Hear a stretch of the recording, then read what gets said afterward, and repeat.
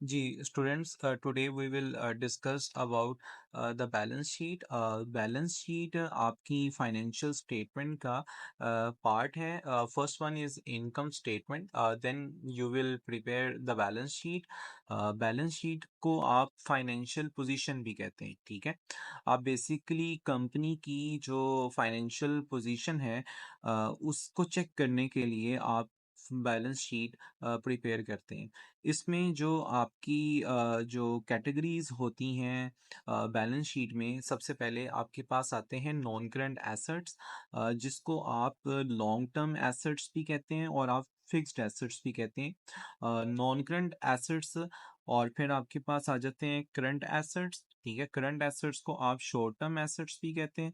और फिर आपके पास आ जाती है शेयर होल्डर्स इक्विटी, ठीक है। मींस के कंपनी में आपकी कितनी इन्वेस्टमेंट है और कितना कैपिटल है उसको आप शेयर होल्डर्स इक्विटी के अंडर मेंशन करते हैं।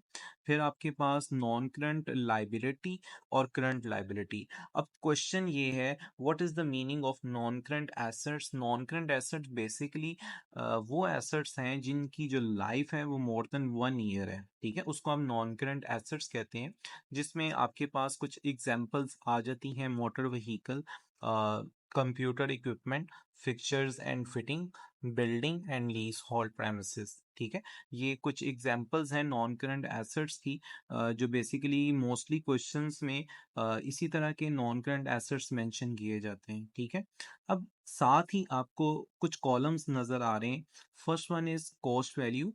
कॉस्ट वैल्यू का मतलब है कि आपने, ये एक एसेट है जो मोटर व्हीकल है, ये आपने किस वैल्यू में परचेज किया है। फॉर एग्जाम्पल आपने 1 लाख का परचेज किया है, तो that is your cost value, ठीक है। जितने का आपने उस एसेट को परचेज किया है, that is the cost value.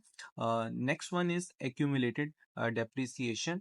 Means के उस पे कितनी डेप्रिसिएशन है up to the date at which you are preparing the balance sheet. मतलब 2011 की अगर आप बैलेंस शीट बना रहे हैं तो 2011 तक उस पे कितनी डेप्रिसिएशन है वो आप रिकॉर्ड करेंगे।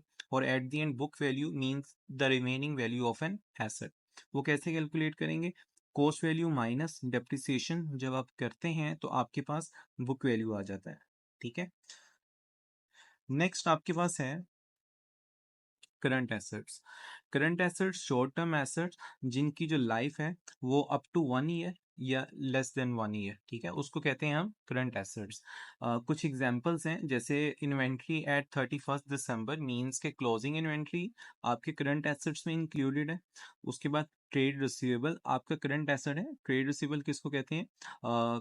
मींस के वो अकाउंट होल्डर्स जिनसे आपने अमाउंट रिसीव करनी हो। मींस के अगर आपने किसी को ऑन क्रेडिट सेल की है तो जाहिर है आपने उससे अमाउंट रिसीव करनी है, तो वो आपका ट्रेड रिसीवेबल होगा, ठीक है। ट्रेड रिसीवेबल में से बेसिकली आप माइनस करते हैं बैड डेट्स, मतलब ऐसी अमाउंट जो इरिकवरेबल है, जो आपको क्या नाम है इन्फॉर्म किया गया है कि इतनी जो अमाउंट है 2% ऑफ द सेल्स, या for example Ahmed is not liable to pay your remaining debts, तो वो आपका इरिकवरेबल में आ जाता है, ठीक है, वो बैड डेट्स हो जाता है, ठीक है। उसमें से आप माइनस करते हैं अपना प्रोविजन का बैलेंस। प्रोविजन मीन्स के डाउटफुल डेट्स को कहते हैं, मतलब एस्टिमेशन फॉर लॉस के आपको इतने परसेंट चांसेस हैं कि आप मींस कि ये अमाउंट रिकवर नहीं होगी, तो आप उसको प्रोविजन के नाम से रिकॉर्ड करते हैं। तो बेसिकली आपने ट्रेड रिसीवेबल की फाइनल वैल्यू फाइंड करनी है, ठीक है। Net trade receivable find out करना है, तो आपको ये दोनों चीज़ें माइनस करनी पड़ती हैं और फिर आपके पास ट्रेड रिसीवेबल की नेट वैल्यू या फाइनल वैल्यू आ जाती है। नेक्स्ट मूव ऑन करते हैं। कैश इन हैंड मींस के जो अमाउंट आपके पास है। कैश एट बैंक जो आपके बैंक में है, ये आपका करंट एसेट है। प्रीपेड एक्सपेंस जो एक्सपेंसेस आपने मींस के before taking out the services, तो आपने पहले ही कुछ एक्सपेंसेस पे किए हैं, तो that is your prepaid expense.